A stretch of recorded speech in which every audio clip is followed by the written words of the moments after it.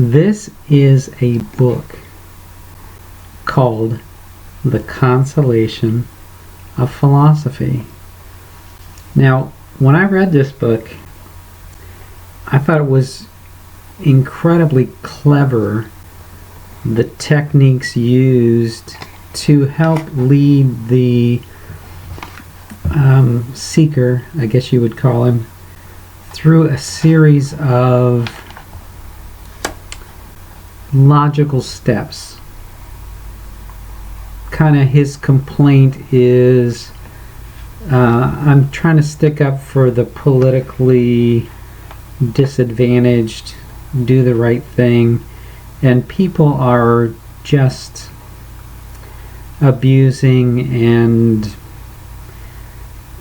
treating him badly. And so he goes to this oracle to try to get some help, and she says, oh yes, I can help you. And she starts him on the path of these little steps to help him understand what God is like, and how he can be helped by understanding God better. Well, it goes through a series of arguments that are not the greatest. They're almost right.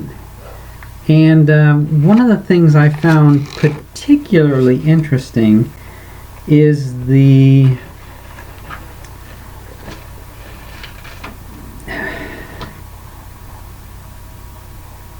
notion that it's not success or wealth that you really want.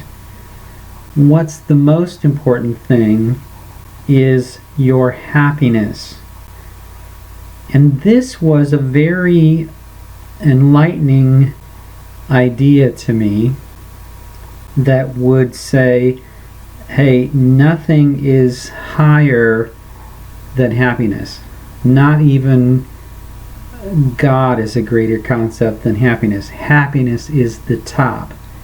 And we've seen that a lot in our society. You know, when I look at the Constitution, it says life, liberty, and the pursuit of happiness.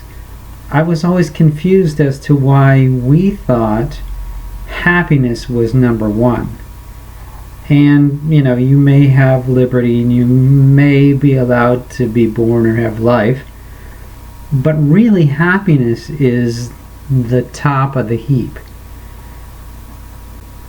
It was only later, because I read the introduction after I finished the book, it was only later that I found out this is not a new book.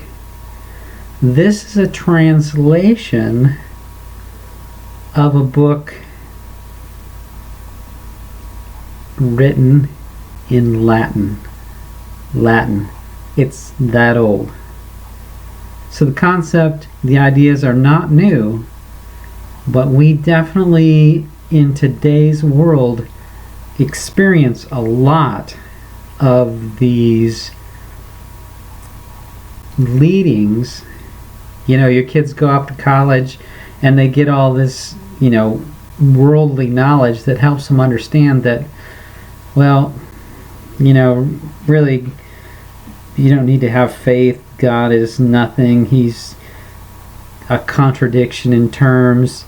How can you believe a God that's essentially evil? And this book talks about that a lot. In fact, in the end, you know, as you're going along, this is a lot of misleading informations. I was going to add a bunch of quotes, but I think what I really want to say is that it's sort of a hard book to read. I guess it's very old, but definitely read it before you read the introduction, because it's really contemporary in its style, and you have to watch for subtleties throughout this that are almost right. I can't really say anything against this or that, one of the things that I liked was it said reason is what defines the universe. Not reality, but reason defines the universe. And, did that not just come off the news last weekend? This is how we've defined our world today, is that we can reason anything into existence. In fact, our own reasoning power is what makes the universe go around.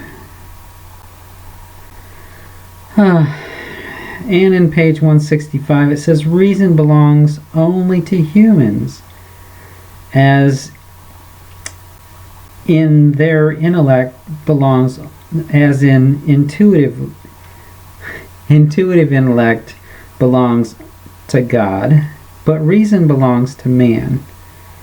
Reason then described as more perfect way of knowing things. A more perfect way of knowing things than even God's knowledge. So little subtleties like that throughout the book. And yet, at the very end, it reaffirms the existence of God, God's power, your benefit from interceding with God and asking God for things. It's really spectacular. It's very much like watching a cat drop from just a couple inches above the floor, certainly to land on its back, and somehow it flips around and lands on its feet. That's what this book does.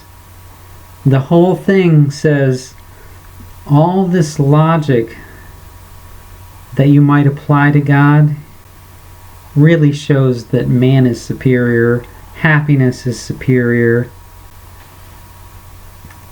But in the end,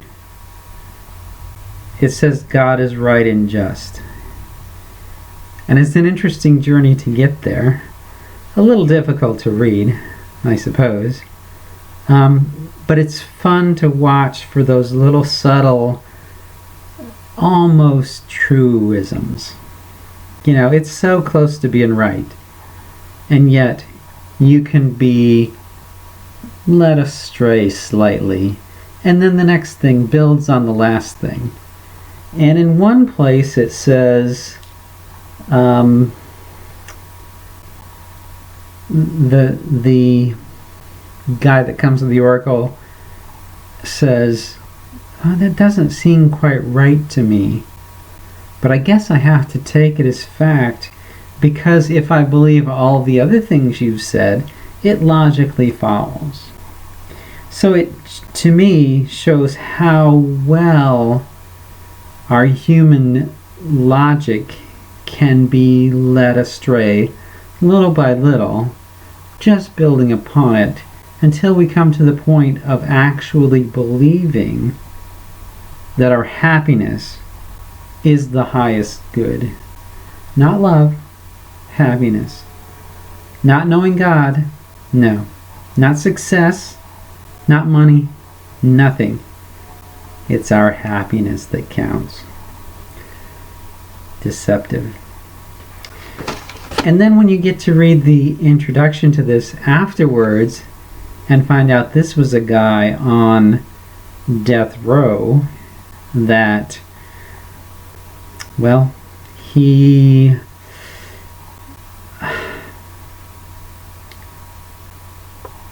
it's a little unclear exactly what it was he got killed for, but it was back between 700 AD or something like that, where there were some divisions in the way Christianity was looked upon in the Roman world. And so he may have messed with somebody's sacred cow or whatever, But this book is very interesting in that it attempts to satisfy not only the atheist, but also the theist as well. And that's why the cat suddenly flips on its feet in the last 2 pages. Even though the concept of God is definitely going to be refuted, no, in the end, it comes up happy. I don't know how you do that. I don't follow it. But hey, if you still read books, you might want to read this thing for yourself. The Consolation of Philosophy. Written by a guy on death row in 700 AD. Hey, I wanted to give one quote from that book that I had picked out as something very typical in the book. And this is, it is an odd conclusion and rather counterintuitive, but I must admit that it is consistent to what we have agreed upon before, thus leading down the path of, since you deceived me before, you're going to deceive me some more.